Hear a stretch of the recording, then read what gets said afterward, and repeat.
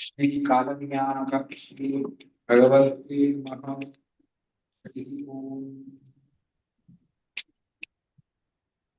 योऽयं कालस्तस्य ते व्यक्तबद्धो चेष्टामाहुश्चेष्टते केन विश्वं निमेषादिवत्सराशो महीयां तन्वेषानं प्रेमधाम प्रपद्ये श्रीमदानन्दतीर्थाख्यान गुरून् विद्यादिवाकरान् वन्दे वृष्टिदुर्बोधव्याससिद्धान्तदीपकान् ब्रह्मा वायु गिरीश शेषगरुडा देवेन्द्र कामं गुरुः चन्द्रार्कौ वरुणानलौ मनोयमो विद्येश विघ्नेश्वरौ नासत्यो निरतिरमरुत्प्रणयुता पर्जन्य मित्रादयः शस्त्रीकासुरपुङ्गवाः प्रतिकुर्वन्तु नो मङ्गलम् आदित्यादिनवग्रह शुभकरामीशादयोराशयो नक्षत्राणि सयोगकाश्चविलयस्तद्देवतास्तत्कर्णः मासाब्धार्तवस्तदैव दिवसा सन्ध्यास्ततारत्रयः सर्वे स्थावरजङ्गमाः प्रतिजनि कुर्वन्तु नो मङ्गलम् श्रीमदानन्दतीर्थार्य शास्त्रदुर्गाभिमन्थनात् प्राप्तान्यायसुधायेन तव्ययिन्द्रमहं भजे सत्याभिनवजो वेदनित्ता गुरुवत्पिताकिनः सत्याधीशो वतिमां निश्चिताशेषमायभुत सत्यधीरकराब्जोत्तः ज्ञानवैराग्यसागरः सत्यज्ञानाख्यतरणिः स्वान्तद्भान्तं निकृन्ततु श्री सत्यात्मसमारब्धां श्रीकाशुत्पादमध्यमां श्रीमदाचार्यपर्यन्तां वन्दे गुरुपरम्पराम् आपादमौलिपर्यन्तं गुरूणाम् आकृतिं स्मरेत् तेन विघ्नाः प्रणश्यन्ति सिद्ध्यन्ति मनोरथाः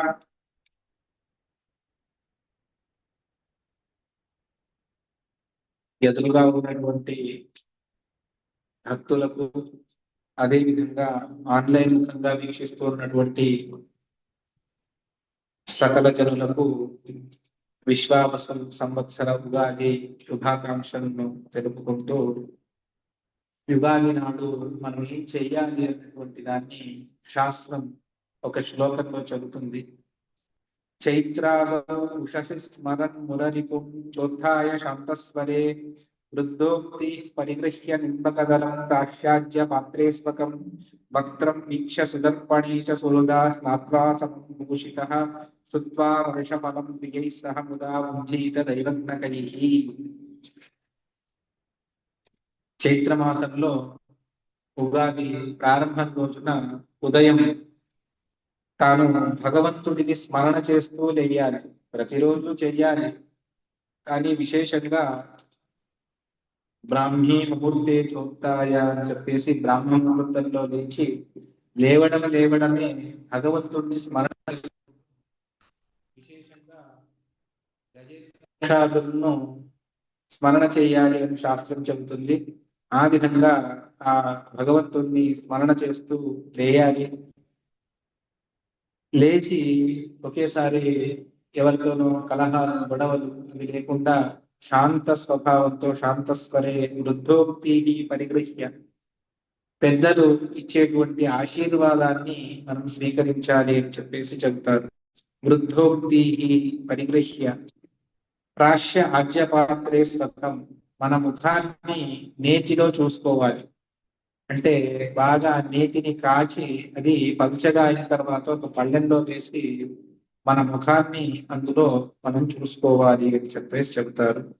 అదే విధంగా సుదర్పణించం అద్దంలో కూడా మన ముఖాన్ని మనం చూసుకోవాలి.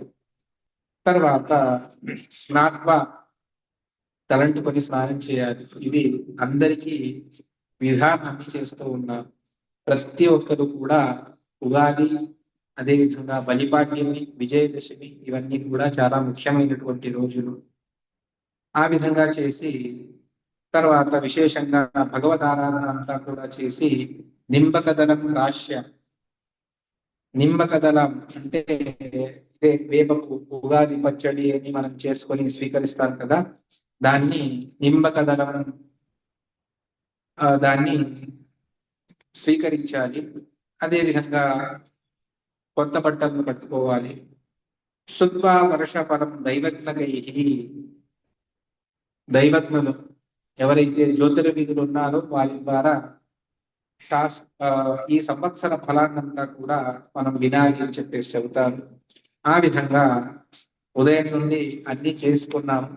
చివరిగా ఈ దైవజ్ఞుల చేత ఇటువంటి ఫలాన్ని, వర్ష ఫలాన్ని వినాలి అని చెప్పేసి చెబుతారు. ఇది భగవంతుడు ఒక విశిష్టమైనటువంటి, అన్నిటినీ సృష్టి చేస్తూ భగవంతుడు కాలాన్ని కూడా సృష్టి చేశాడు.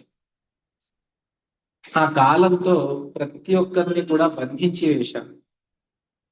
ఇందులో రెండు ఉన్నాయి. ఒకటి మహాకాలం అని, రెండవది అవాంతర కాలము అని. మహాకాలం ఇది అనాద్యంతము అని. అవాంతర కాలము అంటే ప్రతిదాన్ని చాలా సూక్ష్మం నుండి భగవంతుడు సృష్టి చేస్తూ వెళతాడు. ఇప్పుడు మనకు తెలిసి సైంటిస్ట్ ఇంకా లోతుగా వెళతారు. ఈ రన్నింగ్ రేస్ ఉన్నప్పుడు ఒక సెకండ్ లో 10వ వంతు 8వ వంతు అని చెప్పేసి మనం అక్కడ టీవీలో అది స్క్రోల్ అవుతూ ఉంటుంది. ఆ విధంగా ఆ సెకండ్ లో అన్నో భాగాన్ని కూడా భగవంతుడు కాలాన్ని ప్రతి క్షణంలోనూ, అంటే ఆ చిన్న సమయంలోనూ సృష్టి చేస్తూ వెళతాడు భగవంతుడు. అది సృష్టి చేయకపోతే కాలం ఆగిపోతుంది. కాలాభిమాని దేవతలను పెట్టి భగవంతుడు తాను సృష్టి చేస్తూ వెళతాడు. అంటే సెకండ్ ఉదాహరణ మనం తీసుకుంటే దాన్ని, అదేవిధంగా నిమిషం, గంటలు, రోజులు, వారం, పక్షం, నెల, సంవత్సరం, 60 సంవత్సరాలు, తర్వాత యుగాలు, మహాయుగం, ఈ విధంగా భగవంతుడు అన్ని కూడా సృష్టి చేసి ప్రతి ఒక్కరికి కూడా కాల పరిమితిని భగవంతుడు పెట్టాడు. అది చేతనమైన, జడమైన రెండింటికి కూడా భగవంతుడు ఆ విధమైనటువంటి ఒక పరిధిని పెట్టాడు. అంటే ఒక వ్యక్తి తాను ఈ సంవత్సరం పుట్టాడు, అప్పటి నుండి అతడి కాలం ఆరంభమైంది. తరువాత అతడి కర్మానుసారంగా అతడు పోవాలి. దానికి అనుగుణంగా ఇంత కాలంలో అతడు జీవించాడు అని మనం అంటాం. ఇది కాలంతో భగవంతుడు బంధన చేసినటువంటి, ఇది ప్రతి ఒక్కరికి ఉంది. బ్రహ్మదేవుల వారికి కూడా వారి లెక్కలో వారికి 100 సంవత్సరాలు. మనకు కూడా భగవంతుడు మన కర్మకు తగ్గట్టుగా ఆయుష్ను భగవంతుడు ఇస్తూ వెళతాడు. ఈ విధంగా అంటే ప్రతి ఒక్క దాంట్లో, ఇప్పుడు ఒక అన్నం వండాలి అంటే దానికి ఇంత సమయము అని నిర్దిష్టంగా మనం పెడతాం. ఈ టైం అయితేనే అది పెట్టిన 5 నిమిషాల్లోనే అవ్వదు, దానికి కొంత సమయం కావాలి. ఆ సమయాన్ని బంధించి పెట్టినటువంటి వాడు భగవంతుడు ప్రతి ఒక్క దానికి కూడా. అందువల్ల కాల అన్నటువంటిది భగవంతుడి ఒక నామం. కాల అనే భగవంతుడికి పేరు. దాన్ని దేవకీదేవి భాగవతంలో చెబుతుంది. యోయం కారస్తస్యతే వ్యక్తబంధో చేష్టతేన విశ్వం. ఆ భగవంతుడు సృష్టి చేసినటువంటి కాలంలోనే ఈ సమగ్రమైనటువంటి విశ్వమంతా కూడా తాను ప్రవృత్తిని చెందుతుంది, అర్థాత్ తన కార్యాలను తాను చేసుకుంటూ వెళుతుంది. అది నిమేషాది వత్సరాంతో మహీయా అని. అటువంటి ఆ కాలనియామకుడైనటువంటి భగవంతుడికి నేను శరణు కడతాను అని చెప్పేసి తాను దేవకీదేవి శ్రీకృష్ణుడిని స్తోత్రం చేస్తుంది. అటువంటి ఆ భగవంతుడు సృష్టి చేసినటువంటి అతి దివ్యమైనటువంటి కాలంలో చాలా విస్తారమైనటువంటి ఆయుష్ మన లెక్కలో ఉండేటువంటిది బ్రహ్మదేవుల వారికి అని చెబుతారు. అది ఎంత దాన్ని చెబుతారు. చతుర్ముఖ బ్రహ్మణ పరమాయు వర్షశతం తత్ర పూర్వార్థం గతం. పూర్వార్థం వెళ్ళిపోయింది.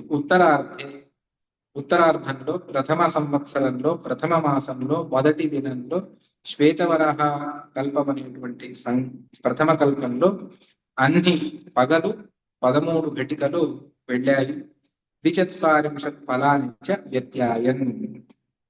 ఏ విధంగా లెక్కిస్తారు? దీనికి భాగవతాది పురాణములు పెద్ద లెక్కనే ఇస్తాయి. కృతత్రేత ద్వాపర కలియుగంలో కలిస్తే ఒక మహాయుగం. అటువంటి మహాయుగములు 71 అయితే అది ఒక మన్వంతరం. అటువంటి మన్వంతరాలు 14 అయితే ఒక కల్పం. ఒక్కొక్క మన్వంతరానికి ఒక్కొక్క ఇంద్రుడు అని లెక్క తీసుకుంటే 14 మన్వంతరాలు అయితే బ్రహ్మదేవుల వారి ఒక కల్పం. అంటే అది ఒక పగలు. తావతి రాత్రి, అంతే రాత్రి. ఈ విధంగా తైః ఏకసప్తతి మహాయుగైః తైశ్చతుర్భైః ఏకః కల్పః తద్ బ్రహ్మణో దినం తావతి రాత్రి. ఈ విధంగా ఉన్నది. అటువంటిది 360 రోజులైతే బ్రహ్మదేవుల వారికి ఒక సంవత్సరం. వర్తమాన బ్రహ్మదేవుల వారి దినమధ్యంలో స్వాయభువ, స్వారోచిష, ఉత్తమ, తాపస, రైవత, చాక్షుష అన్నటువంటి 6 మన్వంతరాలు గడిచాయి. ఇప్పుడు వర్తమానమైనటువంటి 7వ మనువు వైవస్వత మనువు. ఆ మన్వంతరంలో 71 మహాయుగాల మధ్యలో 27 గడిచిపోయాయి. 28వ మహాయుగంలో కృతత్రేత ద్వాపర అనేటువంటి 3 యుగాలు వెళ్ళిపోయాయి. కించిత్ కలియుగం కూడా వెళ్ళింది. మహాయుగ ప్రమాణాన్ని చెబుతారు. 43,20,000 సంవత్సరాలు మొత్తం మహాయుగ ప్రమాణం. అందులో కృతయుగ ప్రమాణం 17,28,000, త్రేతాయుగ ప్రమాణం 12,96,000, ద్వాపరయుగ ప్రమాణం 8,64,000, కలియుగ ప్రమాణం 4,32,000. ఒక్కొక్క యుగంలో భగవంతుడు ఒక్కొక్క అవతారాన్ని స్వీకరిస్తాడు, అనేక అవతారాలను కూడా స్వీకరిస్తాడు. అప్పుడు ధర్మం చాలా విచిత్రంగా ఉంటుంది. ఆ కృతయుగంలో మనుష్య ఆయుర్మానం, మనిషి బతికేటువంటిది 1,00,000 సంవత్సరాలు. సప్తవారం ధాన్యోత్పత్తి, 7 సార్లు భూమి నుండి పంటలు పండించుకోవచ్చు. అందరి ఇళ్లలో బంగారు ఆభరణాలే ఉండేవి. రత్నమయో వ్యాపారం అంతా రత్నాలతో చేసేవారు. పాపం పుణ్యం 20 ఉండేది, పాపం కించిత్, అది లెక్కలోకి రాదు కాబట్టి శూన్యము అని చెబుతాం. అదే త్రేతాయుగ ధర్మాలను వివరిస్తూ చెబుతారు. ఆ మాంసగత ప్రాణం, మనుష్యోచ్యత 14 హస్త, ఆయుర్మానం 10,000 సంవత్సరాలు, 5 సార్లు భూమి నుండి ధాన్యోత్పత్తి అవుతుంది. ఇంట్లో అంతా వెండి పాత్రలే. సువర్ణంతో వ్యాపారాన్ని చేసేవారు. 15 పుణ్యం, 5 పాపం. ద్వాపర యుగంలో సగానికి సగం తగ్గిపోతుంది. అప్పుడు మానవుడి ఎత్తు ఎంత అంటే తన చేతితో 7 సార్లు కొలిస్తే ఎంత ఎత్తు రావాలో అంత. ఆయుర్మానం 1,000 సంవత్సరాలు, 3 సార్లు ధాన్యోత్పత్తి జరిగేది. ఇంట్లో అంతా తామ్ర పాత్రలను ఉపయోగించేవారు. రౌప్యమయో వ్యాపార, పాపం పుణ్యం 10, పాపం 10. కలియుగంలో అది పూర్తిగా విపరీతం అవుతుంది. ఒక పాదమే ధర్మం ఉంటుంది. అన్నగత ప్రాణం, అన్నం తింటేనే మనిషి ప్రాణంతో ఉంటాడు, అన్నం లేకపోతే ఉండలేడు. మనుష్యోచ్యత సార్ధ త్రిహస్త, తన చేతితో 3.5 అడుగు హస్తములు ఎత్తుగా ఉంటాడు. ఆయుర్మానం 120 సంవత్సరాలు అని చెబుతారు. అసత్యవాది జన, 2 సార్లు ధాన్యం ఉత్పన్నమవుతుంది.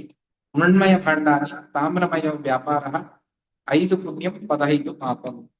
ఇప్పటికీ కలియుగం గడిచింది ఎంత అంటే 5,126 సంవత్సరాలు. మిగిలిన కలియుగం 4,26,874 సంవత్సరాలు. ఇప్పుడు సోషల్ మీడియా ఎక్కువై మనకు రేపే కలియుగ సమాప్తి అన్నటువంటి వార్తలు చాలా వస్తూ ఉంటాయి. అందువల్ల ఇంకా భగవంతుడి నిర్ణయం ప్రకారం అది 4,00,000 సంవత్సరాలు ఇంకా కలియుగం ఉన్నది. అంతవరకు కూడా ఈ సృష్టి నాశనం అవ్వదు. రాజాదులు ఎవరు అంటే విశ్వావసు సంవత్సరంలో ఏ రోజు ఉగాది వస్తుందో దానికి జ్యోతిష్ శాస్త్రం ఒక లెక్కను చెబుతుంది. ఆ లెక్క ప్రకారమే అన్ని జరుగుతాయి. రాజు ఎవరు అంటే ఏ రోజు ఉగాది ప్రారంభం అవుతుందో అతడినే మనం రాజుగా స్వీకరిస్తాం. ఇవాళ ఆదివారం కాబట్టి ఈ విశ్వావసు సంవత్సరానికి రాజు ఆదిత్య, సూర్య భగవానుడు. తర్వాత పోర్ట్ఫోలియో అన్ని కూడా ఇవ్వాలి, కానీ సూర్యుడు ఎక్కువగా తన దగ్గరే ఉంచేసుకొని ఒక 2-3 మాత్రమే వేరే వాళ్ళకి ఇచ్చాడు. చాలా చిన్న చిన్న మంత్రి పదవులన్నీ కూడా వేరే వాళ్లకు ఇచ్చినట్టు కనిపిస్తూ ఉన్నది. ఎందువల్ల అంటే మంత్రి తనుగా రవిగానే ఉన్నాడు. చంద్రుణ్ణి కూడా చేస్తున్నట్టుగా చెబుతారు. సేనాధిపతి రవి, పూర్వ సస్యాధిపతి బుధ, అపర సస్యాధిపతి మళ్ళీ రవి, ధాన్యాధిపతి మంగళ, అర్ఘాధిపతి రవి, మేఘాధిపతి రవి, రసాధిప శుక్ర, నీరసాధిప బుధ. ఈ విధంగా ఉన్నారు. ఇందులో సంవత్సర ఫలాన్ని విశ్వావసు సంవత్సర ఫలాన్ని చెబుతారు. విశ్వావసు అంటే ఏమిటి? అనేక మందికి ఇది ఒక సందేహం. స్వాముల వారు తమ దాంట్లో చెప్పారు, విశ్వావసు అన్నటువంటిది అది ముఖ్యంగా భగవంతుడి యొక్క పేరు. ఈ సమగ్రమైనటువంటి లోకానికి ఆవాసాన్ని, అందరూ బ్రతకడానికి కావలసినటువంటివన్నిటిని కూడా ఇచ్చి సంరక్షించేటువంటి భగవంతుడు విశ్వావసు.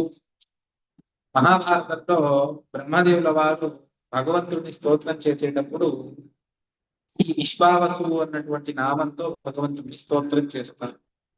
అందువల్ల ఇది మహావిష్ణువు యొక్క పేరు.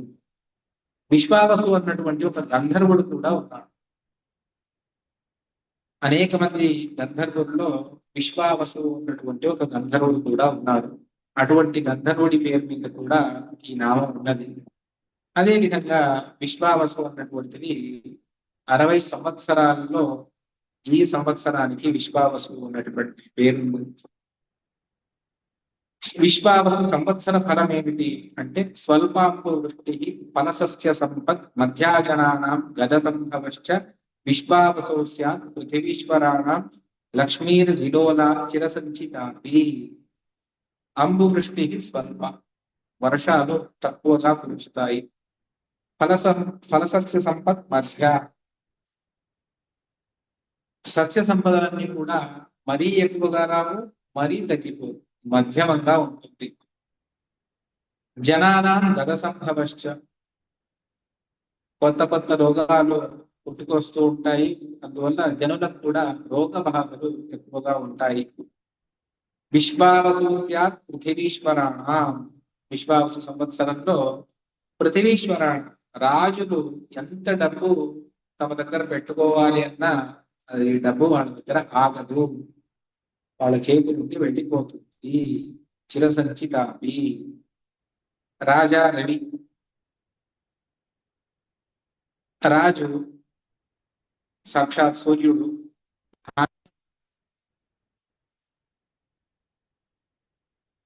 ధాన్య పుష్ప ఫలమూల వినాశ, చోరభీర్భవతి మోదకలీశ, భూమిపాల కలహో గతకోప, ప్రాణినాం దినకరో ఇది పూర్వః. సూర్యుడు రాజు అయినప్పుడు ఏం చేస్తాడు అంటే ధాన్యములు, పుష్ప, ఫల, మూల, కందమూల ఫలాలు, వీటి నాశనం ఎక్కువ జరుగుతుంది. చోరుల భయం అధికమవుతుంది. ఉదకలేశం అది చాలా తక్కువగా ఇస్తాడు. భూమి పాలకులకు కలహాన్ని విశేషంగా ఇస్తాడు. అదేవిధంగా రోగం, కోపము ఇది జనులలో ఎక్కువ అవుతాయి. ఇది సూర్యుడు రాజుగా ఉన్నాం. ఇదంతా కూడా సూచన మనకు ఈ విధంగా ఉంటుంది. నిజంగా అంటే సూర్యుడు ఆరోగ్యప్రదుడు అన్నటువంటిది మనకందరికీ కూడా భాస్కరుడు ఆరోగ్యాన్ని ప్రసాదిస్తాడు. అటువంటి ఆ సూర్యుడిని మనం విస్మరిస్తే మాత్రం ఇవన్నీ కూడా మనకు కలుగుతాయి. ఆ సూర్యాంతర్గత నారాయణుడిని విశేషంగా మనం ఆరాధన చేస్తే ఇవన్నీ కూడా అతడే దూరం చేస్తాడు అన్నటువంటి తత్వాన్ని కూడా మనం తెలుసుకోవాలి. మంత్రి పయోధాన్య పుష్పాదికానాం అభావ, పాలు, ధాన్యములు, పుష్పములు ఇవన్నీ కూడా తగ్గిపోతాయి. జనో రోగచోరాది భీతి ప్రధాన, అనేక విధమైనటువంటి భయాలు జనులకు కలుగుతాయి. ఆకలితో అనుమతిస్తారు. ఇదంతా కూడా మంత్రిగా ఉంటే జరుగుతుంది. సేనాధిపతి కూడా రవి. అన్యోన్య వైరం, పరస్పరం ఇద్దరిలో వైరం పెరుగుతుంది. విశేషంగా రాజులయం. అల్పాంబుదాహ, మేఘాలు ఇచ్చే వర్షాన్ని కూడా ఇవ్వవు, వస్తాయి కానీ వర్షాన్ని కురిపించవు. రక్తధాన్యములు విశేషంగా భూమి ఎందు పండుతాయి. ఎర్రటి పంటలు ఏవైతే ఉన్నాయో, ఎర్రటి ధాన్యములు అవి బాగా పండుతాయి. పూర్వ సస్యాధిపతి బుధుడు అంటే మొదటి కాపు ఏదైతే వస్తుందో అది బుధ, దానికి అధిపతి. సుఖినో భయవర్జితానరాః. బుధుడు మంచినే చేస్తాడు కాబట్టి సుఖాన్ని విశేషంగా ఇస్తాడు, భయాన్ని దూరం చేస్తాడు. తనకు సాధ్యమైనంత వరకు తన పరిధి ఎంత ఉందో అంతవరకు ధనధాన్యాన్ని విశేషంగా ఇస్తాడు. నరతి పూజా ప్రణాదికే, యుద్ధాన్ని అయినంతగా తక్కువ చేస్తాడు. శశిపుత్రో అగ్నిమ ధాన్యనాయకే, శశికుమారుడైనటువంటి ఈ బుధుడు పూర్వ సస్యాధిపతి అయితే ఈ విధమైనటువంటి ఫలితాన్ని ఇస్తాడు. మళ్ళీ అపర సస్యాధిపతి రవి, అందువల్ల జ్వరాది బాధలను ఇస్తాడు. తక్కువ పంటను పెరిగినా కూడా దానివల్ల ఉత్పత్తి తగ్గిపోతుంది. అనేక విధమైనటువంటి నాశనాలను సూచిస్తూ ఉన్నాడు. ధాన్యాధిపతి మంగళ, అతడు రక్తశాలి మహాశాలి తువరి చణకాదయ, శనగలు అదేవిధంగా కంది ఇవన్నీ కూడా చాలా పెరుగుతాయి, వాటి ధరలు పెరుగుతాయి. రక్త భూమిస్తు ఫలిత, ఎర్రటి నేలలను బాగా పండిస్తాడు మంగళుడు. ధాన్యాధీశో యథాకుజ, అర్ధాధిప, ధరలకు అధిపతి మళ్ళీ రవినే. అందువల్ల ప్రతి ఒక్కటి విపరీతంగా పెరుగుతుంది. రాజ్ఞాం పరస్పర క్షోభ, తర్వాత మేఘాధిపతి రవి, సదా దుర్దినం ధాన్య పుష్పాది నాశ కరోతి క్వచిత్ నీరవృష్టిం సురేష. వృష్టిని కురిపిస్తాడు కానీ చాలా తక్కువ, ఒక చోట అతివృష్టి కూడా కావచ్చు. దీనివల్ల మొత్తానికి ధనధాన్యముల నాశనాన్ని చేస్తాడు రవి మేఘాధిపతి. రసాధిపతి శుక్రుడు, లవణ ఇక్షు తిల ఆతసి జతు త్రపు కాంస్యాద్యధికం భవే నతు ఉషణాసనాయకోయిద బహుపోషేయ గవాదికం తథా. పట్టు వస్త్రాలు, ఆవులు ఇవన్నీ కూడా విశేషంగా వాటి సమృద్ధి పెరుగుతుంది. కొన్నిటిని వాటిని పెంచడం కూడా అలాగే ఆపేస్తాడు రసాధిపతి శుక్రుడు. నీరసాధిపతి బుధుడు, గారుత్మకాది రత్నాన్ని ధాన్యాన్ని వివిధాన్ని అనేక విధమైనటువంటి ధాన్యాలను పండించడానికి సహాయం చేస్తాడు. సర్వాణి వృద్ధిమాయాంతి బుధే నీరసనాయకి. ఈ విధంగా ఫలితాలు అన్నటువంటి దాన్ని చెప్పి నక్షత్ర కందాయ ఫలాన్ని చెబుతారు. నక్షత్ర కందాయ ఫలంలో ముఖ్యంగా ఇది విషమే చార్థలాభస్యాత్ సమేతు సమతా భవే, శూన్యే శూన్య ఫలం ప్రోక్తం వర్షత్ర్యంశ ఫలం క్రమాత్.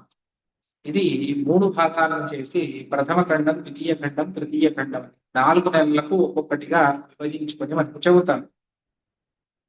బేసి సంఖ్య వస్తే అర్థలాభం, సమ సంఖ్య వస్తే సమానంగా ఉంటుంది, శూన్యం వస్తే పూర్తిగా చేయి తప్పిపోతుంది ధనధాన్యములన్నీ కూడా. ఆది శూన్యే మహావ్యాధి, మధ్య శూన్యే మహద్భయం, అంత్యశూన్యే విత్తనాశ, త్రిశూన్యే చ మహాభయం.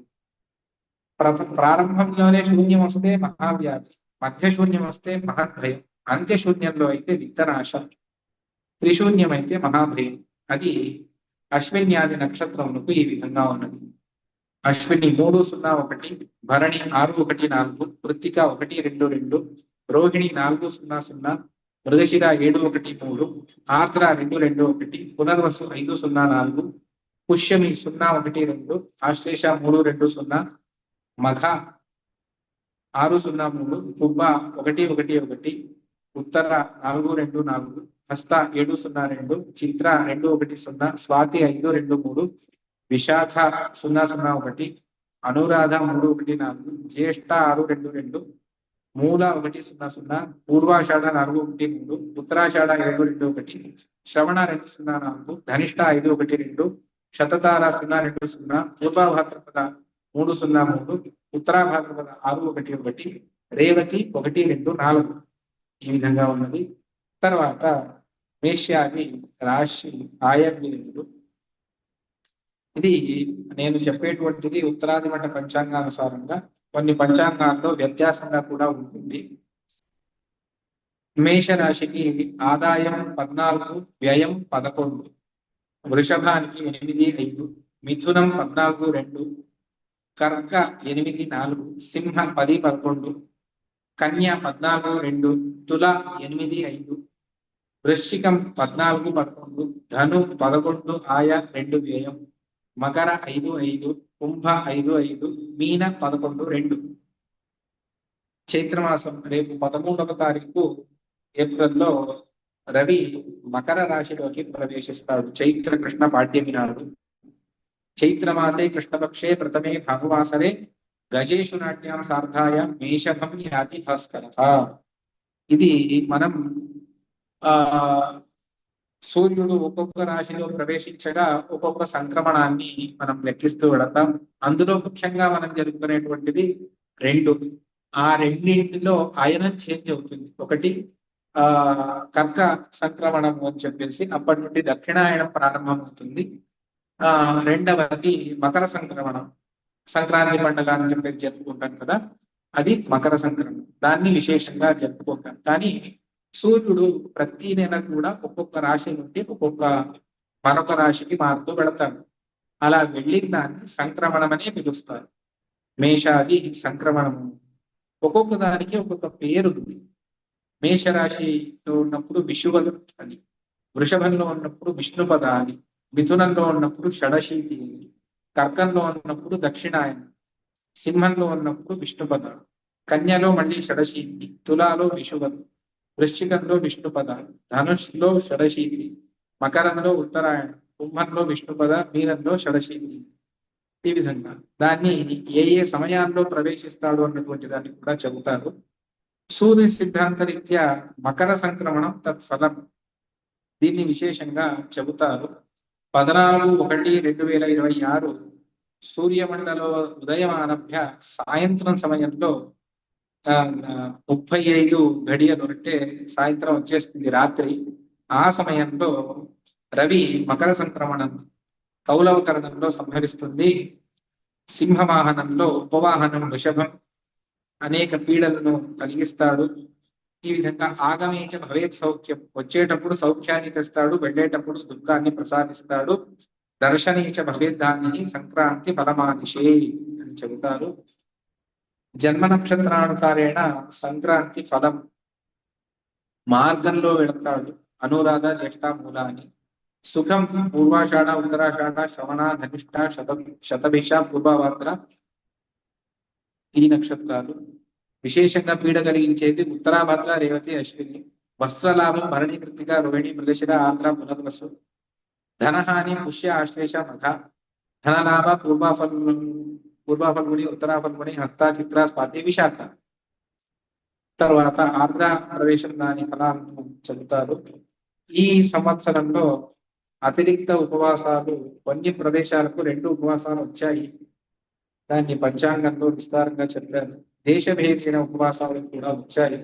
ముఖ్యంగా 2 చంద్రగ్రహణాలు మనకు గోచరిస్తూ ఉన్నాయి. కిందటి సంవత్సరం ఒక గ్రహణం కూడా లేదు, కానీ ఈ సంవత్సరం మాత్రం 2 చంద్రగ్రహణాలు. ఒకటి సెప్టెంబర్ 7వ తారీఖు భాద్రపద పౌర్ణిమ నాడు కలుగుతున్నది. అనంత చతుర్దశి మరుసటి రోజు వాళ్ళ రాత్రి ప్రారంభం 21:57 9:57 ప్రారంభం అవుతుంది. మధ్యం 23:42, మోక్షం 1:27. అంటే ఆద్యంత పర్వకాలం. రాత్రి సుమారు 3:30 గ్రహణ సమయం. అది రాహుగ్రస్త ఖగ్రాస చంద్రగ్రహణం. ఇది మన భారతదేశంలో గోచరిస్తుంది. చాలా మంది అడిగారు, ఇవాళ ఇది గ్రహణం ఉన్నది. గ్రహణం ఎప్పుడు కూడా గ్రహణానికి ఒకే నియమాన్ని తెలుసుకోండి. మన దేశంలో గోచరిస్తే మాత్రమే మనం ఆచరించాలి తప్ప అది మనకు కనిపించకపోతే మన దేశంలో మనం ఆచరించవలసినటువంటి పని లేదు. ఒక్కోసారి ఇలా కూడా అవుతుంది. పూర్వ తీరంలో అంటే ఈస్ట్ కోస్ట్ లో ఉన్నటువంటి మనకు కనిపించదు. అదే వెస్ట్ కోస్ట్ వెళ్ళేటప్పుడు ఒక 10 నిమిషాలు వాళ్ళకి ఎక్కువ అవుతుంది, 10-15 నిమిషాలు. అక్కడ కనిపిస్తే అక్కడి వాళ్ళు ఆచరణ చేయాలి, అది మనకు సంబంధం లేదు. ఈ విధంగా మనకు కనిపిస్తే మనం ఆచరణ చేయాలి. ఈ నిన్న వచ్చినటువంటి గ్రహణం అది అమావాస్య నాడు భారతదేశంలో ఎక్కడా కనిపించలేదు. ఇతర దేశాల్లో కనిపించాలి, కానీ భారతదేశంలో లేదు. కానీ ఈ భాద్రపద పౌర్ణిమ నాడు ఈ సంవత్సరం వచ్చేటువంటి సెప్టెంబర్ లో వచ్చేటువంటి ఇది భారతదేశంలో కనిపిస్తుంది. విశేషంగా శుభఫలం ధనురాశి, కన్యా రాశి, మేష, వృషభ. అదే విధంగా మిశ్ర ఫలం మకర సింహ మిథున తుల అశుభ కుంభ వృశ్చిక కర్క మీన. ఇది దాని ఆ రాత్రి ద్వితీయ యామంలో అవుతుంది కాబట్టి ఉదయం వాళ్ళ 9:17 లోపల వేదారంభం అవుతుంది. 9:17కు. దానికంటే పూర్వమే పూజ స్నానాదులు వాళ్ళ శ్రాద్ధం ఉంటే పితృకార్యం ఉంటే దాన్ని కూడా పూర్తిగా ముగించుకోవచ్చు. ముక్తే శశిని ఉజ్జీత యజిన స్యాత్ మహానిష. మహానిష లేకపోతే శశి ఉదయమైన తర్వాత గ్రహణోదయం అయిన తర్వాత తినవచ్చు. కానీ ఇప్పుడు రాత్రి 1:00 అయిపోతుంది. అది మహానిషేధం కాబట్టి అప్పుడు ఏం స్వీకరించరాదు. అందువల్ల మరుసటి రోజు మళ్ళీ స్నానం చేసే స్వీకరించాలి అని చెప్పేసి చెబుతారు. బాల వృద్ధ ఆతులకు వేరే విచారం ఉన్నది. స్పర్శ కాలంలో స్నానం చేసి తర్వాత జపపారాయణాలను, మోచన కాలంలో మళ్ళీ స్నానం చేసి దానాలను ఇవ్వాలి. కేతుగ్రస్త ఖండగ్రాస చంద్రగ్రహణం ఒకటి. ఇది చాలా తక్కువ ఉన్నది. పర్వకాలమే 13 నిమిషాలు. సూర్యాస్తం రాత్రి 18:34 అవుతుంది. ఆ ఊర్లను మనం ప్రత్యేకంగా తెలుసుకోవాలి. ఎప్పుడు సూర్యాస్తమయం అవుతుందో అప్పుడే చంద్రోదయం అయిపోతుంది. మోక్షం 17:47. మొత్తానికి పర్వకాలం ఉండేదే 13 నిమిషాలు. ఎలా ఉంటుందంటే మనం స్నానం చేసి బయటికి వచ్చి హరే రామ అని 10 సార్లు జపించి మళ్ళీ స్నానం చేసేయచ్చు. అంత తక్కువ కాలం ఉంటుంది. అందువల్ల దాన్ని కూడా ఆచరించాలి. ఎందుకంటే కనిపిస్తుంది కాబట్టి.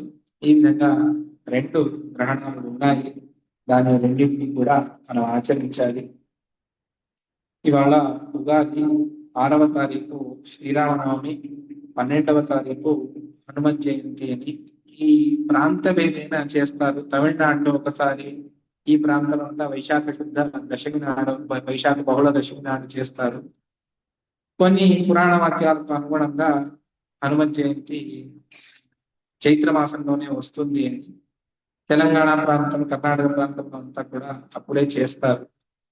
అందువల్ల 12వ తారీఖు హనుమత్ జయంతి ఆచరణ ఉంటుంది. అనేకమైనటువంటి ఉన్నాయి. ఈసారి శ్రావణ మాసంలో 5 శుక్రవారాలు ఉన్నాయి. అందువల్ల పౌర్ణమి వెనక ఉన్నటువంటి శుక్రవారంలో లెక్క తీసుకుంటే 3వ శుక్రవారం వరమహాలక్ష్మి అవుతుంది. ఆ విధంగా చూసుకొని వరమహాలక్ష్మి కూడా ఆచరించాలి. అనేకమైనటువంటి వ్రత నియమాలను విశేషంగా చెబుతారు. దాన్నంతా కూడా ఆచరణ చేసుకొని మనం చూసుకోవాలి. అదే విధంగా ప్రతి ఒక్క రాశికి కూడా గురు, శని, తర్వాత రాహుకేతు, ఈ నలుగురిని చూసి ప్రధానమైనటువంటి ఫలితాన్ని జ్యోతిష్ శాస్త్రం చెబుతుంది. మిగిలినవన్నీ కూడా చంద్రుడు అతి శీఘ్రంగా వెళ్ళేటువంటి వాడు. 2-2.5 రోజులు మాత్రమే ఒక రాశిలో ఉంటాడు. చేంజ్ అయిపోతాడు రాశి నుండి రాశి. అతి నిదానంగా సంచరించేటువంటి వాడు శనైశ్చరుడు. ఆ పేరే అటువంటి. శనై నిదానంగా చరతి. శనీశ్వరుడు, శనైశ్వరుడు అలా లేదు. శనైశ్చరతి, శనైశ్చర అతడి పేరు. నిదానంగా సంచరించేటువంటి వాడు. వాళ్ళకేమీ మేము అప్పులేము, వాళ్ళ ఆస్తిని మనం తీసుకోలేదు కాబట్టి వాళ్ళకు మన మీద కోపతాపాలు ఏమీ ఉండవు. మన కర్మలకు అనుగుణంగా వారు సూచన చేస్తుంది. ఈ రాశిలో ఉన్నప్పుడు, ఈ భావంలో ఉన్నప్పుడు ఇది సమస్య అని. దానికి మనం పరిహారాన్ని చేసుకుంటే పరిహారం దొరుకుతుంది. కొన్నింటి పూర్తిగా పరిహారం చేసుకోలేము. అది కూడా నిజమే. జ్యోతిష్ శాస్త్రం ప్రకారం పంచభవతి పంచనభవతి. 10 విషయాలను జ్యోతిష్ శాస్త్రం చెబితే అందులో 5 మనకు జరుగుతాయి, 5 జరగవు అన్నటువంటిది కొంతమంది చెప్పేటువంటి మహానుభావులు చెప్పేటువంటి నియమాలు. అందువల్ల ఇందులో చాలా వ్యత్యాసాలు ఉన్నాయి. ఇక్కడ ఈ ప్రాంతానికి తగినట్టుగా చెప్పాలి అనుకుంటే అది సువర్ణమూర్తిగా ఉంటే మంచి ఫలితాన్ని ఇస్తుంది ఏ గ్రహమై. రజతమూర్తిగా ఉంటే అది కూడా పర్వాలేదు, ఉత్తమమైనటువంటి. తామ్రమూర్తిగా ఉంటే అది అంత ఉత్తమమైనటువంటి ఫలితాన్ని మనకు ఇవ్వదు. దాని ప్రకారం మనం చూసుకున్నట్టయితే మేషాది రాశులకు ఈ విధంగా ఉన్నది.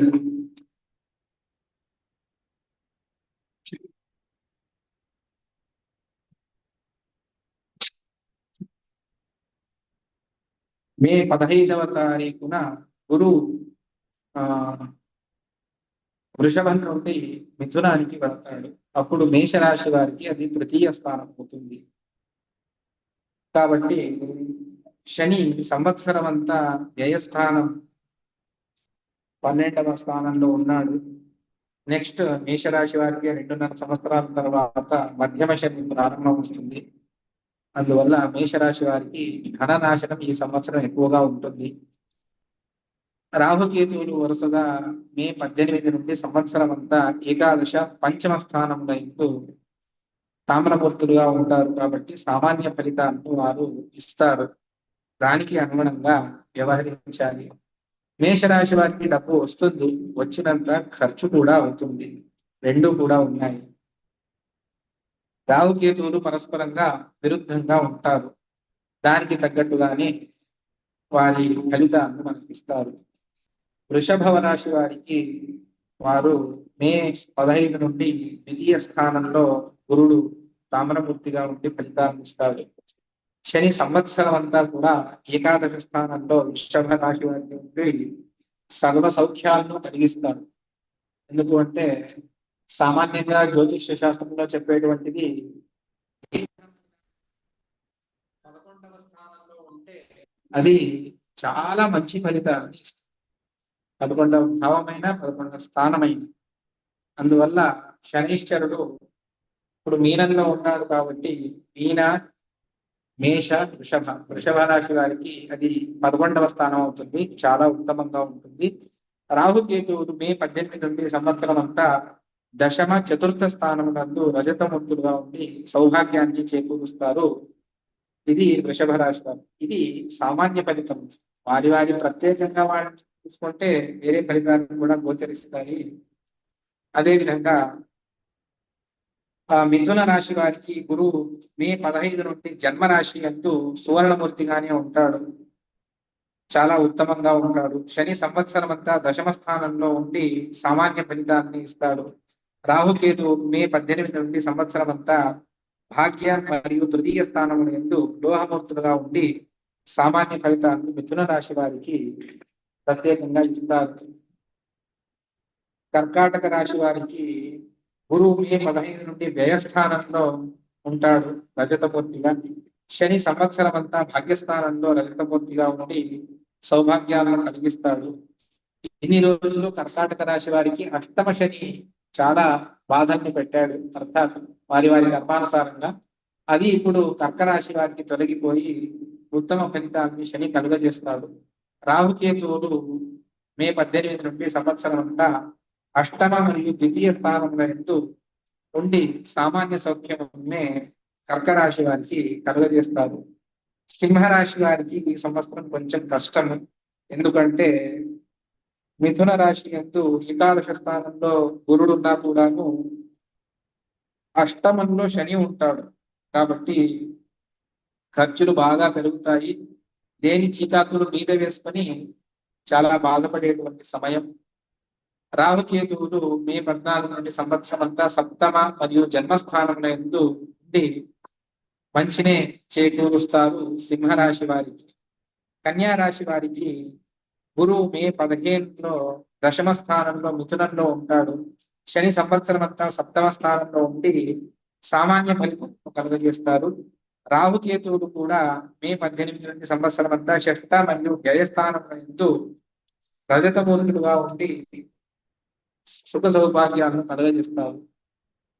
తులారాశి వారికి మే 15 నుండి భాగ్యస్థానంలో మిథున రాశిలో గురువు ఉంటాడు. శని సంవత్సరం అంతా షష్ఠ స్థానంలో సువర్ణమూర్తిగా ఉండి ఉత్తమమైనటువంటి ఫలితాలను తులారాశి వారికి ఇస్తారు.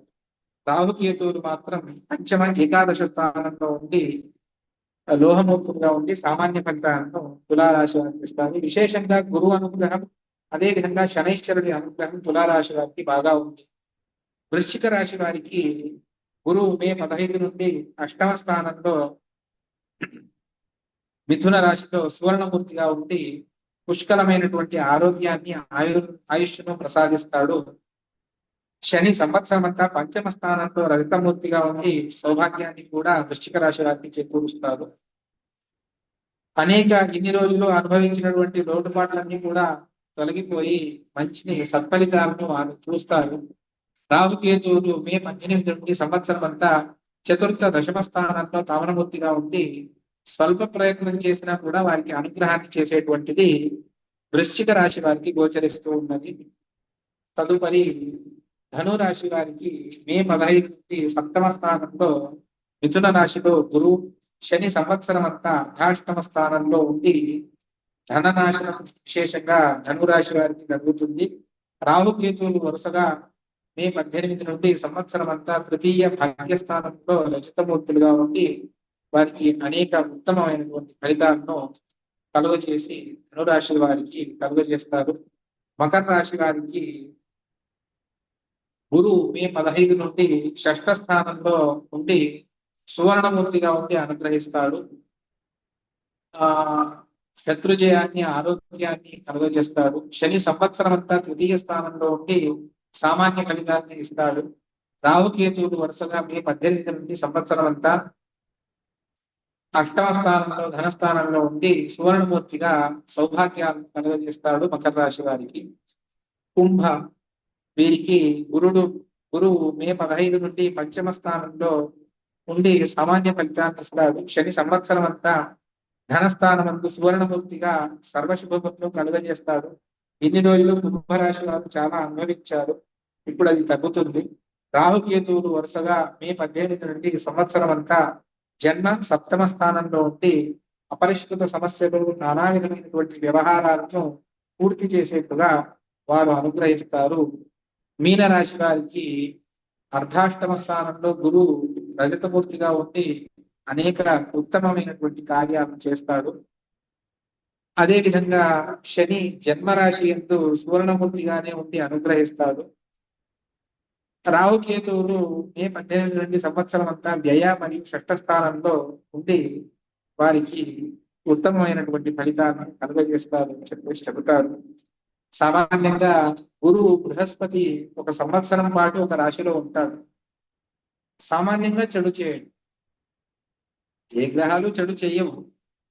కానీ అంటే శాస్త్రంలో చెప్పేదానికి అనుగుణంగా చూసుకున్నప్పుడు గురువు ఉత్తమమైనటువంటి కారకుడు, బుద్ధి కారకుడు, విశేషమైనటువంటి మంచి ఆలోచనను మనిషికి ఇచ్చి గురువు అనుగ్రహిస్తాడు.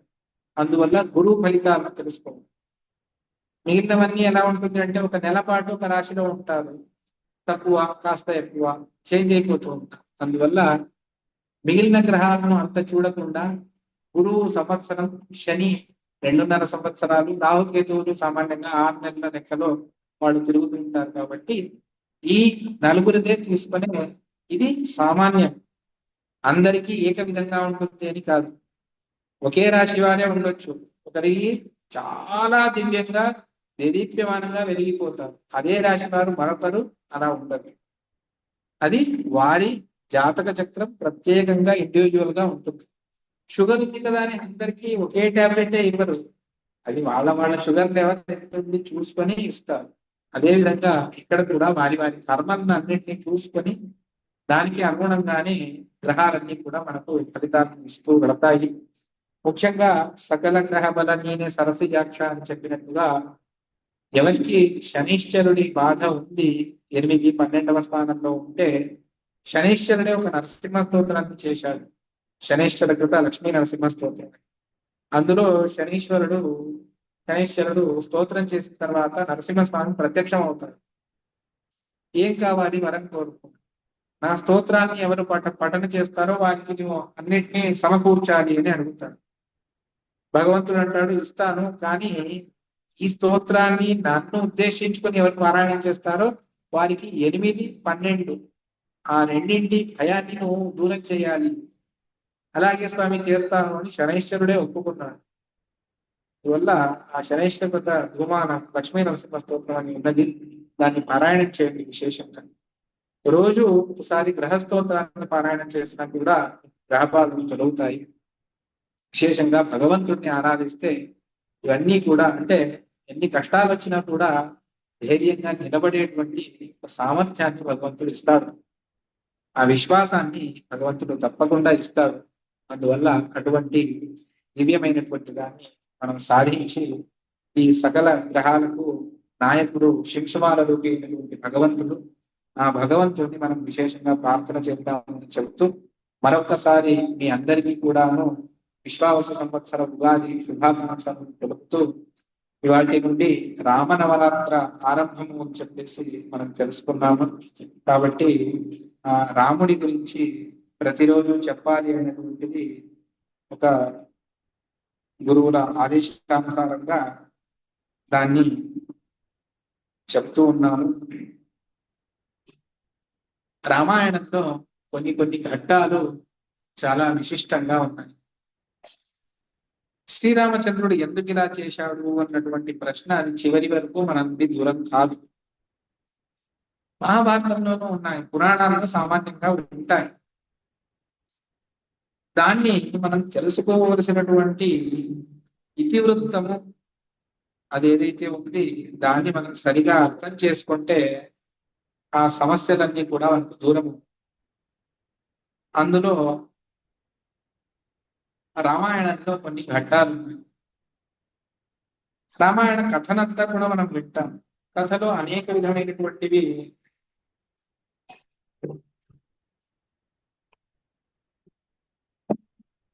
అనేక విధమైనటువంటి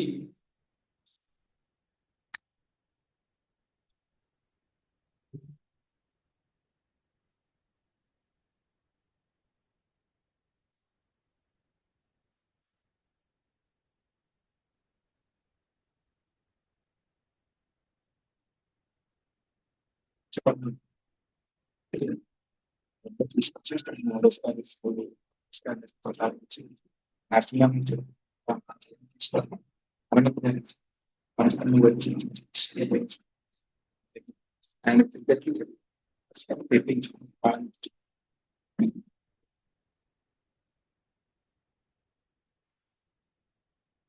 ఈ 7 రోజులు రామనవరాత్రి ఉత్సవాలలో ఆచార్యుల వారు, మధ్వాచార్యుల వారు రామాయణం మీద మహాభారత తాత్పర్య నిర్ణయంలోనే చాలా అద్భుతమైనటువంటి సన్నివేశ ఆచార్యుల వారు భగవంతుడి సర్వోత్తమత్వానికి ఎటువంటి చ్యుతి లేకుండా రామాయణాన్ని మనం ఎలా అర్థం చేసుకోవాలి అనేటువంటి ఒక దిశానిర్దేశాన్ని వారు చేస్తారు. దానికి అనుగుణంగా మన శక్తి అనుసారంగా మనం తెలుసుకునేటువంటి ప్రయత్నం చేద్దాం. ఇవాటి నుండి అది ఉంటుంది. ఇవాళ ప్రారంభం మాత్రమే చేస్తాను. రేపటి నుండి సరిగ్గా 6 గంటలకు ఉంటుంది. ఆఫ్లైన్ లో వచ్చేవారు రండి తప్పకుండా. ఆన్లైన్ లో అయితే సుమారుగా ఉంటారు. ఆన్లైన్ లో కూడా ఇది ఉంటుంది. కాబట్టి అక్కడ ఒక 20 మంది వరకు లైవ్ లో ఉన్నారు. ఇది కాకుండా యూట్యూబ్ లో వేరే ఉంటారు. మీరు కూడా వస్తే అందరికీ ఉపయోగకరంగా ఉంటుంది. స్వాముల వారు సత్రం కట్టించినందుకు కూడా సార్థకత ఉంటుంది. అందువల్ల మనం ఆ కార్యక్రమాన్ని చేసుకుందాం. శ్రీ గురుభ్యో నమః. జయత్యజోక్షీణ సుఖాత్మబింబః స్వైశ్వర్యకాంతిప్రతతః సదోదితః స్వభక్త సంతాప దుష్టహంత రామావతారో హరిరీశ చంద్రమాః.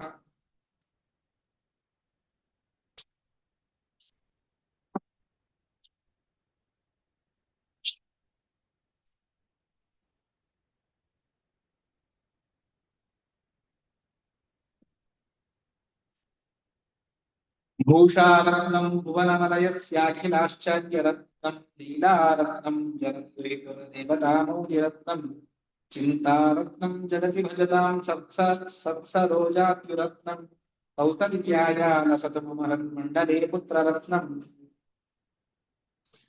మహావ్యాకరణాం భూతి మంథమానసమందరం కవయంతం రామకీర్త్యా హనుమంతం వాస్మహే ముఖ్య ప్రాణాయ ధిమాయ నమో యస్య భుజాంతరం నానావీత్య సువర్ణానామేక శాశ్మాయి తత్వభూ. నమోస్తు తాత్వికా దేవాః విష్ణుభక్తిపరాయణా ధర్మవాక్యే ప్రేరయంతో భవంతః సర్వ ఏవ హి. వాల్మీకిర్గౌర్నీయాన్నో మహీధరమదాశ్రయ యద్దుగ్ధముపజీవంతి కవయస్తరణకా ఇవ. చిత్రైః పదైశ్చ గంభీరైః వాక్యైర్మానైరఖండితైః గురుభావం నిత్యయంతి భాతి శ్రీజయతీర్థవాన్. ఆపాదమోని పర్యంతం గురూణామాకృతిం స్మరేత్ తేన విఘ్నాః ప్రణశ్యంతి సిద్ధ్యంతి చ మనోరథాః. శ్రీ గురుభ్యో నమః.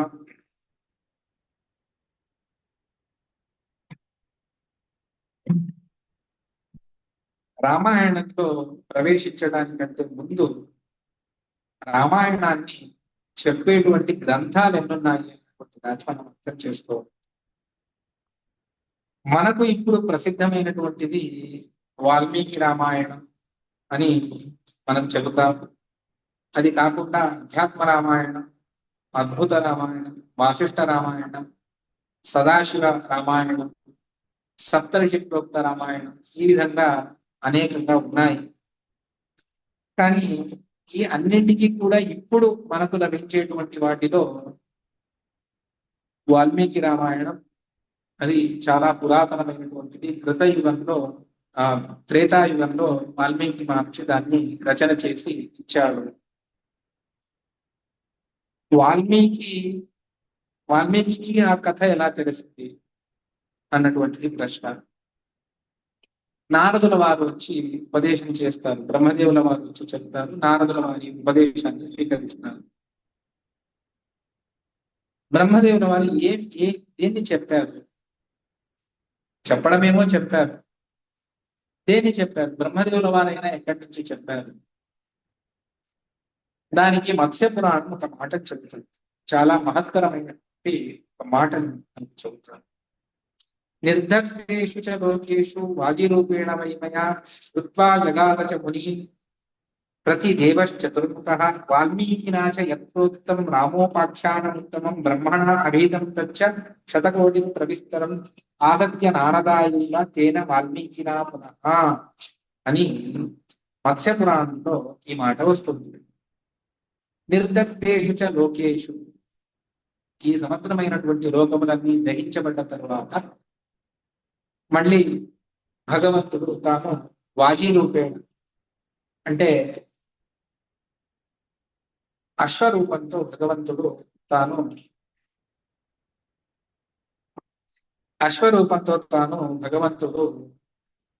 బ్రహ్మదేవుల వారికి మొట్టమొదటగా ఉపదేశించాడు. దాని తరువాత ఋషులకు అంతా కూడా దాన్నే ఉపదేశించారు. దాన్నే బ్రహ్మదేవుల వారు, నారదుల వారు వాల్మీకి మహర్షికి ఉపదేశించారు అన్నటువంటిది చెబుతారు. దాన్ని వాల్మీకి మహర్షి సంక్షేపాన్ని చేసి మనకి ఇచ్చారు. అదేమిటది?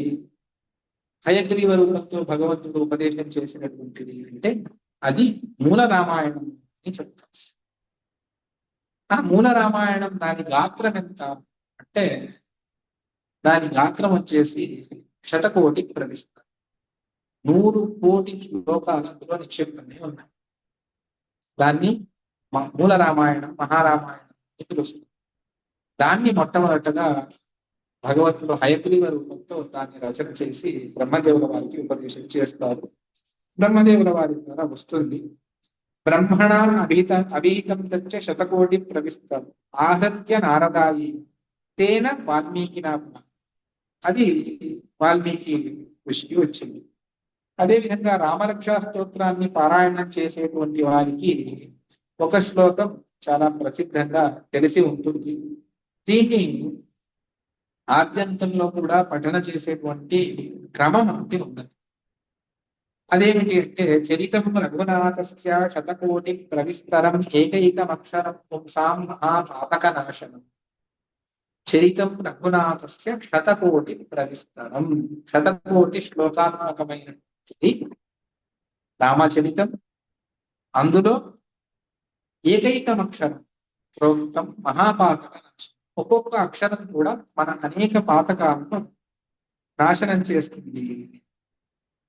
ఈ విధంగా ఆ మూల రామాయణం నుండి వాల్మీకి రామాయణం 24,000 శ్లోకాల వాల్మీకి రామాయణం 7 కాండంలో మనకు వాల్మీకి మహర్షి అనుగ్రహించి ఇచ్చాడు. ఇప్పుడు మూల రామాయణం అయితే మనకు లేదు.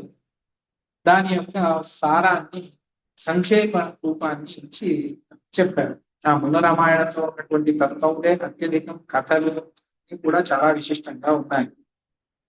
అక్కడక్కడ ఆచార్యుల వారు దాన్ని ఉపదేశం చేస్తూ మధ్య మధ్యలో చెప్తూ ఉంటారు. దీన్ని ఆచార్యుల వారు రామాయణ కథనంతా కూడా చెప్పిన తర్వాత చివరిలో ఈ మాట చెప్తారు. ఇత్యశేష పురాణేభ్య పంచరాత్రేభ్య ఏవ చ భారతాచైవ వేదేభ్య మహా రామాయణాది అని మహారామాయణాన్ని చెబుతూ దాని నుండి కూడా నేను ఇక్కడ తీసుకొని నేను చేసి పెట్టాను అన్నటువంటి మాటను చెబుతాను. అంటే మూలం మహారామాయణం, దాని నుండి వాల్మీకి రామాయణాన్ని మనం తెలుసుకోకుండా భగవంతుడు కాలానికి తగ్గట్టుగా తాను అవతారాలను తీసుకొని వస్తూ ఉంటాడు అన్నటువంటి దాన్ని చెబుతారు. అదే విధంగా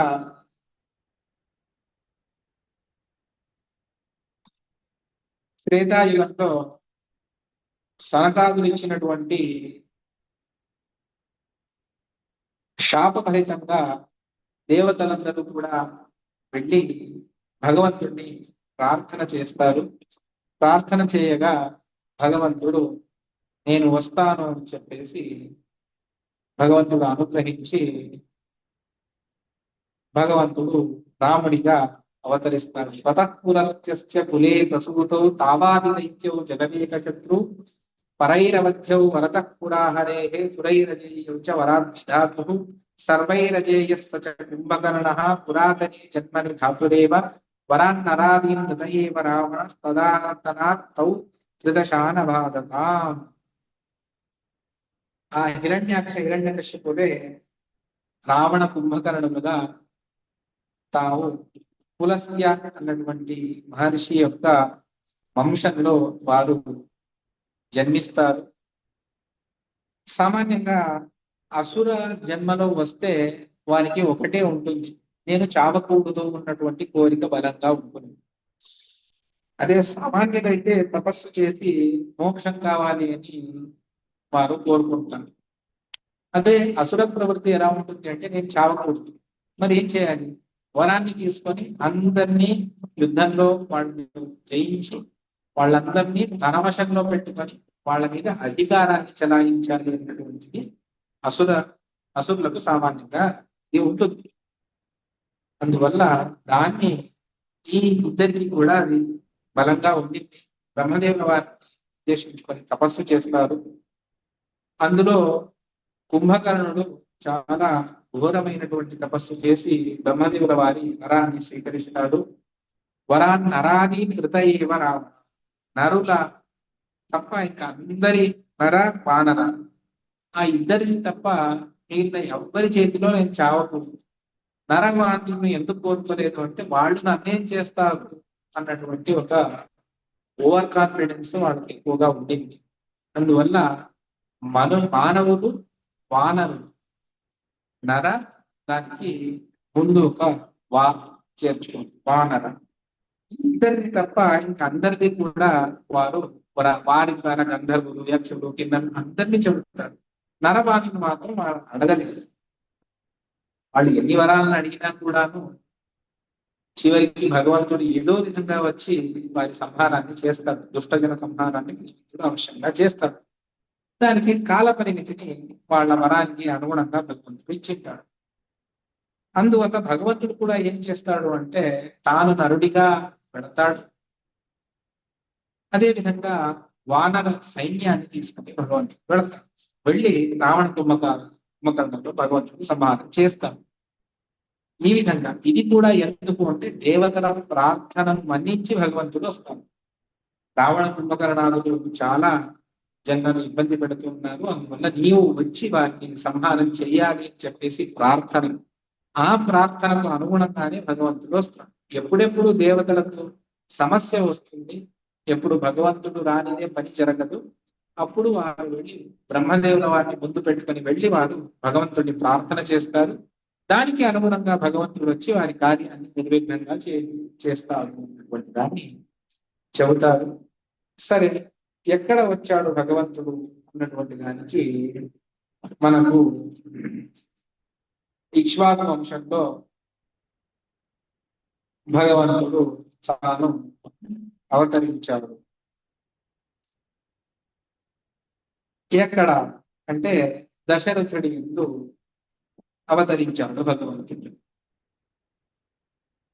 ఏ విధంగా దశరథుడు ఉండేవాడు అంటే కాళిదాసు తన కావ్యంలో చెబుతాడు. దశదిక్కులకు కూడా రథాన్ని సంచరించేటువంటి శక్తి ఎవరికి ఉండిందో అతడు దశరథుడు చెప్తాడు. అంటే 4 దిక్కులు, 4 దిక్కులు, 8 పైన కింద, ఈ విధంగా దశ దిక్కుల్లోనూ రథంతో వెళ్ళేటువంటి సామర్థ్యం ఉన్నటువంటి వాడు దశరథుడు. ఆ దశరథుడు ఎవరు అన్నటువంటి దాన్ని ఆ మధ్వ విజయాన్ని రచన చేసినటువంటి నారాయణ పండితాచార్యుల వారు తమ సంగ్రహ రామాయణం దానికంటే అంశావతారం అని వారొక గ్రంథాన్ని రచన చేశారు. అందులో ఒక సూక్ష్మమైనటువంటి అంశాన్ని చెబుతారు. అది సాక్షాత్తు స్వయంభువ మను యొక్క అంశ. ఇతడి అవతారమే ఈ దశరథుడు. రాజా దశరథ పూర్వం మను స్వయంభువ స్మృత. స్వయంభువ మను మొట్టమొదటి మను అతడే దశరథుడిగా జన్మించాడు. అతడి తపస్సుకు అనుగుణంగా భగవంతుడు ఇక్కడ అతడి ఎందు అవతరిస్తూ ఉన్నాడు. సకశ్యపస్యాది గర్భజన్మను వివస్పతస్తంతు భవస్య భూకృత గృహే దశస్యందన నామిన అని ఆచార్యుల వారు చెబుతారు. ఆ విధంగా భగవంతుడు అవతరించాడు. దానికంటే ముందు సామాన్యంగా మనకు తెలిసినటువంటిది ఏమిటి అంటే పుత్రకామేష్టి యాగాన్ని చేశాడు. చేయడం ద్వారా రాముడు వచ్చి అవతరించాడు. కానీ పుత్రేష్టికి చేయడు. అశ్వమేధ యాగాన్ని ప్రధానంగా చేస్తాడు. అందులో దానికి అనుబంధంగా తాను పుత్రకామేష్టి యాగాన్ని చేస్తాడు దశరథుడు. ఇది రామాయణంలో ఉన్నది. ఆ విధంగా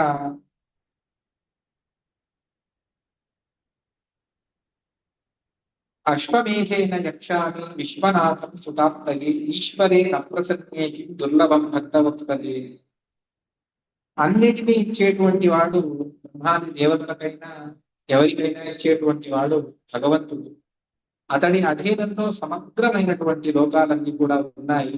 కాబట్టి ఆ భగవంతుడిని నేను అశ్వమేధ యాగంతో సంతృప్తి పరుస్తాను. అనుబంధంగా మీరు చెప్పినట్టుగా నేను పుత్రకామేష్టి యాగాన్ని కూడా చేస్తాను. వశిష్ఠాది ఋషులందరూ కూడా ఉన్నప్పుడు సభలో వశిష్ఠుల వారి అనుమతిని తీసుకొని తాను ఈ యాగాన్ని చేయడానికి చేస్తాను.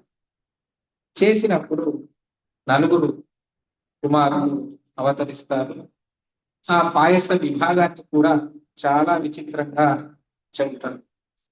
ఒకటి ఏమిటి అంటే వాల్మీకి రామాయణాన్ని చూసుకున్నప్పుడు దశరథుడు మొట్టమొదట వచ్చినటువంటి పాయసాన్ని కౌసల్యకి ఇచ్చాడు, తర్వాత సుమిత్రకి ఇచ్చాడు, తర్వాత కైకేయికి ఇచ్చాడు, తర్వాత మళ్ళీ సుమిత్రకి ఇచ్చాడు. ఇవ్వడంలో తప్పు లేదు, రాజు ఇచ్చాడు.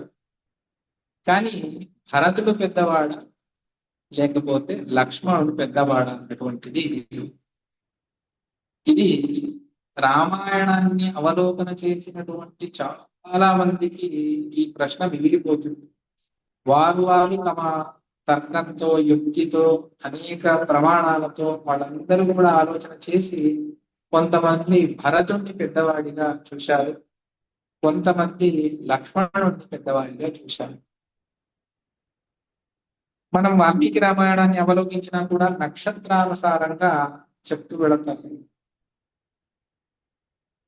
అక్కడ మనం చూసినట్టయితే స్వయం రాముడి తర్వాత భరతుడే వచ్చాడు.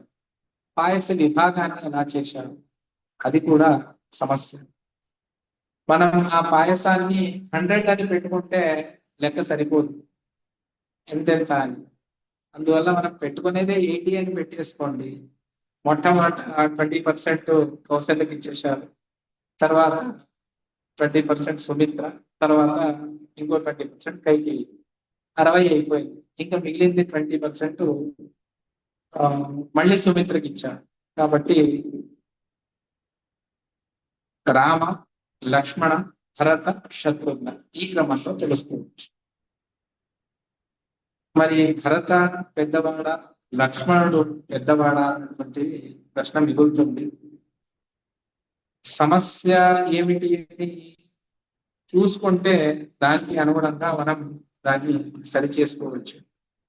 అందువల్ల దాన్ని రేపటి ప్రవచనంలో అవశ్యంగా లక్ష్మణ మరియు భరత ఎవరు పెద్దవారు, ఎవరు చిన్నవారు, ఎక్కడ సమస్య వచ్చింది, దాన్ని ఎలా పరిహారం చేయాలి, దానికి ఉన్నటువంటి మార్గం ఏమిటి, ఏ మార్గంలో వెళ్ళి మనం సరి చేసుకోవాలి అన్నటువంటి దానికి ఆచార్యుల వారు ఇచ్చేటువంటి యుక్తి ఏమిటి, క్రమం ఏమిటి,